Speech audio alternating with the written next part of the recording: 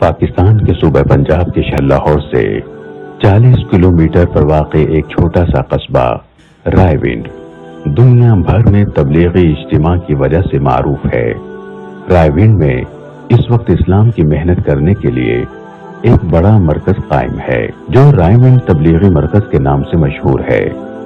ہر سال یہاں حج کے بعد مسلمانوں کا دوسرا بڑا اجتماع ہوتا ہے جس میں ایک اندازے کے مطابق پوری دنیا سے 20 لاکھ سے زائد لوگ شرکت کرتے ہیں۔ اس اجتماع کی تاریخ بہت پرانی ہے۔ کہا جاتا ہے کہ اس اجتماع کی ابتدا سن 1949 میں ہوئی۔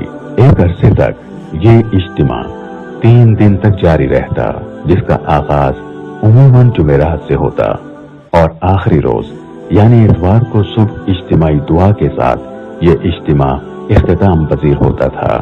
یہ روایت اب بھی قائم ہے، لیکن گزشتہ کچھ عرصے سے انتظامی معاملات اور ہجوم کی زیادتی کی وجہ سے اس اجتماع کو 2 حصوں میں تقسیم کر دیا گیا ہے۔ یہ تقسیم علاقائی اعتبار سے کی گئی ہے، چنانچہ اب یہ اجتماع 2 حصوں میں ہوتا ہے۔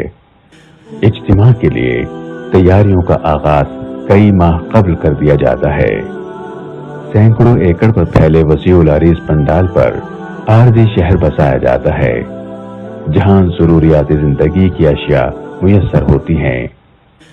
ٹینٹ اور قناتیں لگائی جاتی ہیں، راستے بنائے جاتے ہیں، حلقے بنائے جاتے ہیں، وضو خانے اور بیت الخلاء تعمیر کیے جاتے ہیں اور روشنی کا انتظام کیا جاتا ہے، اور یہ سب اپنی مدد آپ کے تحت ہوتا ہے۔ تبلیغی جماعت میں وقت لگانے والے رضاکار یہ تمام کام اللہ کی رضا کی خاطر خود بلا کسی معاوضے کے خوش اسلوبی کے ساتھ انجام دیتے ہیں۔ اجتماع سے پاکستان، ہندوستان، بنگلہ دیش اور دیگر ممالک سے آئے تبلیغی جماعت کے اکابرین خطاب کرتے ہیں، لیکن اس کا دلچسپ پہلو یہ ہے کہ کسی بھی بیان سے پہلے مقرر کے نام کا اعلان نہیں کیا جاتا اور نہ ہی زیادہ تر لوگوں کو معلوم ہوتا ہے کہ اب کون بیان کرے گا۔ اس اجتماع کی ایک خصوصی انفرادیت یہ بھی ہے کہ اس میں تقریباً ہر مسلک و مکتبہ فکر سے تعلق رکھنے والے، زندگی کے ہر شعبے سے تعلق رکھنے والے عوام اور خواص سب ہی شریک ہوتے ہیں، اور اس کی شاید بڑی وجہ یہ ہے کہ اس اجتماع کو مسلک، مکتبہ فکر، جماعت سے مخصوص کرنے کے بجائے مسلمانوں کے اجتماع کے طور پر منعقد کیا جاتا ہے، جہاں بلا تفریق مسلک ہر خاص و عام شخص شریک ہوتا ہے۔ اجتماع کے بیانات کسی بھی طرح کی فرقہ واریت سے پاک ہوتے ہیں، جن میں لوگوں کو صرف اللہ اور اس کے رسول صلی اللہ علیہ وسلم کی جانب بلایا جاتا ہے۔ یہ محنت ایسا بننے کی ہے، ایسا بننے کے لیے مسلمان کو اجتماعی طور پر، امت کو اجتماعی طور پر اپنے فرض منصبی کی طرف جانا پڑے گا، اس کو دعوت کہتے ہیں۔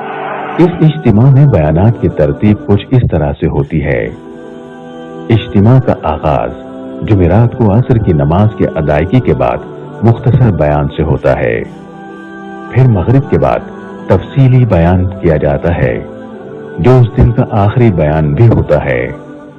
بیان کے بعد عشاء کی نماز ادا کی جاتی ہے اور اس کے بعد ہر حلقے میں انفرادی طور پر تعلیم کی جاتی ہے۔ یوں پہلا دن اختتام پذیر ہو جاتا ہے۔ اگلے روز یعنی جمعۃ المبارک کو فجر کی نماز کی ادائیگی کے بعد بیان ہوتا ہے، جس کے بعد ناشتے کا وقفہ دیا جاتا ہے، جس کے بعد جمعۃ المبارک کی نماز تک کوئی بیان نہیں ہوتا، بلکہ ہر حلقے میں انفرادی طور پر تعلیم کا سلسلہ چلتا رہتا ہے۔ جمعے کی نماز کے بعد بیان کا سلسلہ شروع ہوتا ہے جو عصر اور مغرب کے بیان پر اختتام پذیر ہوتا ہے، اور اسی طرح اگلے روز یعنی ہفتے کے دن بھی یہی ترتیب رہتی ہے، اور اجتماع کے آخری دن یعنی اتوار کو فجر کی نماز کے بعد ہدایات دی جاتی ہیں۔ تو مشورے کے بعد اس سارے ساتھیوں کو بستی میں پھیلا دیا جائے۔ 100% ملاقات کرنی ہے، 2 ساتھی ہو جائیں، صرف 2 ساتھی مسجد میں رہیں تاکہ مسجد بھی اعمال سے آباد رہیں، اور جو مسجد آنے والے ہیں ان کو سنبھال کر ان کو ترغیب دیں۔ باقی ساتھی اور 2 ساتھی خدمت کے لیے ہو جائیں، باقی ساری جماعت جو ہے وہ بستی میں پھرے اور 3-4 گھنٹے پھرے. علماء سے بھی ملاقات کرنی ہے اور خواص جو دنیا کے اعتبار سے ہیں ان سے بھی ملاقات کرنی ہے. جس کے بعد اجتماعی دعا ہوتی ہے. اب عموماً اجتماع کے ایک حصے کی اختتامی دعا امیر تبلیغی جماعت حضرت مولانا حاجی عبدالوہاب صاحب کرواتے ہیں، جبکہ اس سے پہلے دعا عموماً حضرت مولانا زبیر الحسن کاندلوی صاحب کروایا کرتے تھے. اجتماعی دعا میں شرکت کے لیے بہت سے لوگ خصوصی طور پر تشریف لاتے ہیں اور اس دن لوگوں کی تعداد سب سے زیادہ ہوتی ہے. رائے ونڈ تبلیغی اجتماع کے موقع پر ملک کے مختلف شہروں سے رائے ونڈ اسپیشل ٹرینیں اور بسیں بھی چلائی جاتی ہیں. اس روح پرور اجتماع میں ملک اور بیرون ملک سے بہت سی اہم شخصیات بھی شرکت کرتی ہیں. ماضی میں اس اجتماع میں سابق وزیر اعظم پاکستان میاں محمد نواز شریف، سابق وزیر اعظم شوکت عزیز، میاں شہباز شریف، چودھری پرویز الہی، شیخ رشید احمد، جنرل حمید گل، نواب زادہ نصر اللہ خان سمیت کاروباری، سیاسی، مذہبی اور شوبز اور کھیلوں سے تعلق رکھنے والی شخصیات شرکت کرتی رہی ہیں. اس اجتماع میں غیر ملکی بھی بہت بڑی تعداد میں شرکت کرتے ہیں، جن کے لیے بیرون کا حلقہ قائم کیا جاتا ہے جہاں بیانات کا ترجمہ کیا جاتا ہے. تبلیغی جماعت کے اجتماع میں 3 دن تک فرزندان توحید کی تربیت کا اہتمام اور احکامات خداوندی اور سنت رسول صلی اللہ علیہ وسلم کی پیروی کی خصوصی تلقین کی جاتی ہے. اجتماع میں اتحاد امت اور ملک کی سلامتی کے لیے خصوصی دعائیں کی جاتی ہیں. شرکاء اپنی زندگیاں دین کے لیے وقف کرنے کے عزم کا اظہار کرتے ہیں، جبکہ پورے سال کے لیے تبلیغی جماعتیں تشکیل دی جاتی ہیں. اس موقع پر رفقت انگیز مناظر بھی دیکھنے میں نظر آتے ہیں. شرکاء رب ذوالجلال سے اپنے گناہوں کی معافی طلب کرتے ہیں. یا اللہ ہمارے گناہوں کو معاف فرما، ہمیں جو کام عطا فرمایا، جس کام کو ہماری زندگی کے مقصد بنایا، اس زندگی کے مقصد بنانے میں، اس زندگی کو اپنی زندگی کا کام بنانے میں، اس زندگی کی اپنے جان اور مال کو کھپانے میں بالخصوص ہم سے جو کوتاہی ہوگی، اپنے کرم ہماری کوتاہیوں کو معاف فرما.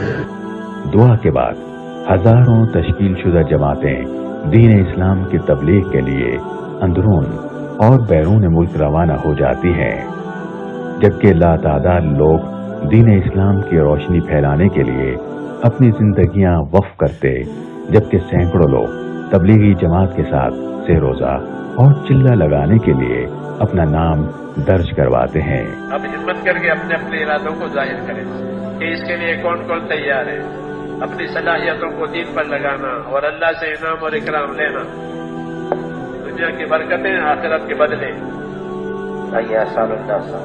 ایک سال بیرون کی جماعت. اس اجتماع نے مسلمانان عالم کو دین اسلام کی طرف مائل کرنے کا ایک اہم فریضہ سر انجام دیا ہے اور آئندہ بھی اس ذمہ داری کو بخوبی ادا کرتا رہے گا. اس سالانہ اجتماع میں ایسی تبلیغی جماعتیں اور وفود بھی مرتب کیے جاتے ہیں جو پاکستان کے اندر بھی اور پاکستان کے باہر بھی ہر ملک میں دین اسلام کی تبلیغ کرنے، لادینی قوتوں کو اسلام قبول کر لینے کی دعوت دینے اور مسلمانان عالم کو ظلمت غفلت سے نکال کر اللہ تبارک و تعالی اور نبی آخر الزماں حضرت محمد مصطفیٰ صلی اللہ علیہ وسلم کی اطاعت کا عہد تازہ کرنے کا درس دینے کے لیے پھیل جاتے ہیں. اللہ تعالیٰ ان داعیان اسلام کی کاوش کو اپنی بارگاہ میں شرف قبولیت عطا فرمائے.